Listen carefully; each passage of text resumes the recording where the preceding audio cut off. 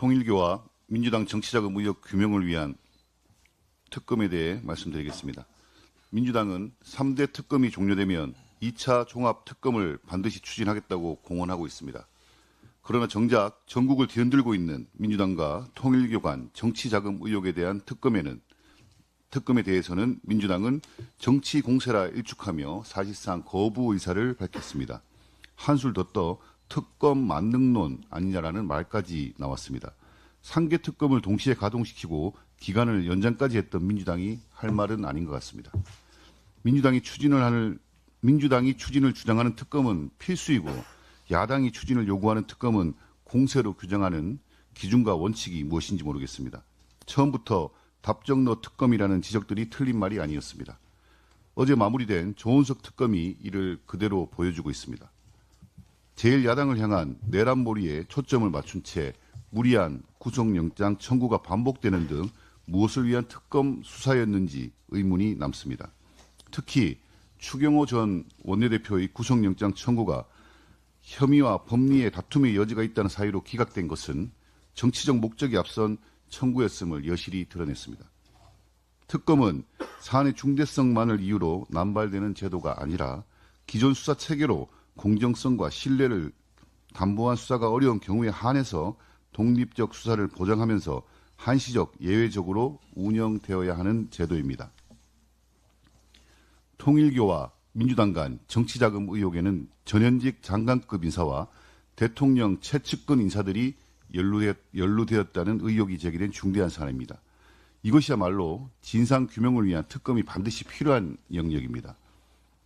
온전한 진실에 이르기 위해서는 4개월여간 민주당과 통일교의 연루 의혹에 아무런 조치도 취하지 않았던 민중기 특검에 대한 특검도 필요한 부분입니다.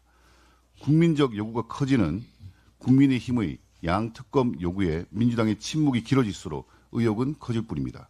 더 이상 회피하지 말고 책임 있는 모습을 보여주기 바랍니다. 국민의힘 당비납부 당원수에 대한 문의가 있어 알려드립니다. 12월 현재 국민의힘 당비납부 당원은 96만 3,231명으로 지금까지 당원 시스템을 통한 통계 집계 이후 최대치 수준입니다.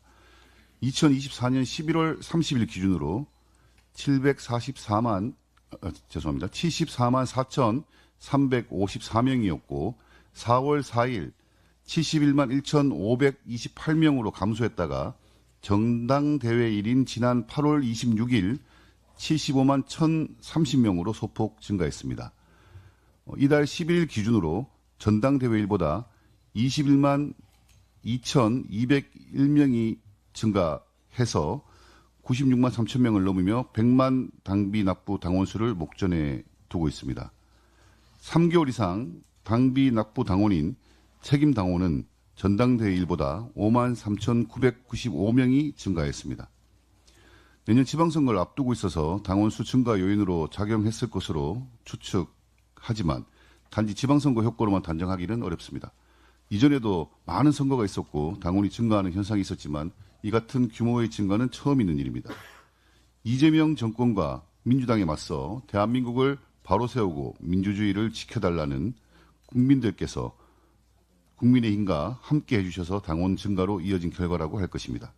뿐만 아니라 장동혁 체제 출범 이후 당원에 대한 예우를 강조하였고 당이 어려울수록 힘을 모아야 한다는 마음이 한데 모여 참여와 결석이 강화되었습니다. 아울러 폭넓은 당수 확보를 위한 당원 배가에 지속적으로 노력해왔고 이러한 흐름들이 하나로 모이면서 당원이 증가하고 있는 것입니다.